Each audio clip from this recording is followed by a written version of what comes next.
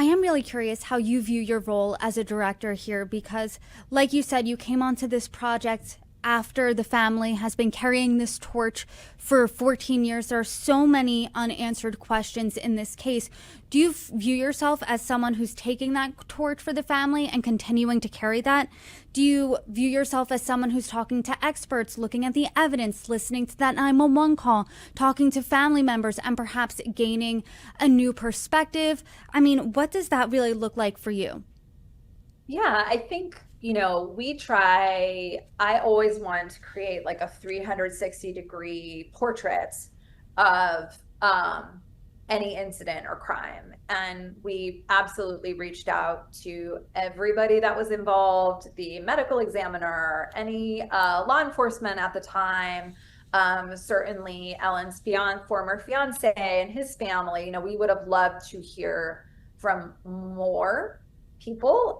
They all refused to speak. So we want to be mindful. This is not like this is ABC News Studios, and everything has multiple citations, and it's really held up to a very high level of journalistic integrity. So that was number one, the most important thing. Like, there are no theories, there are no, we can brainstorm ideas, but the bottom line is everything needs to be backed up with documentation and somewhat expert opinion.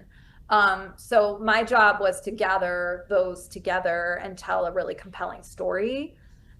So you understand what happened, you see a suicide designation and understand that's really unlikely, and that you don't lose Ellen's humanity, which really needed to stay at the center. Like, a lot of times I don't do projects that are sort of crime for crime's sake. Like, this is really a miscarriage of justice. This is about a grieving family. This is about something terrible that happened to this young woman and what the family's gone through from one institution to another. So I'm not a detective, I'm a director, but I do get to go to these places and choose the people that we want to weigh in and choose experts that are really, really good at their job and hear what they have to say about the evidence we were able to find and present to them.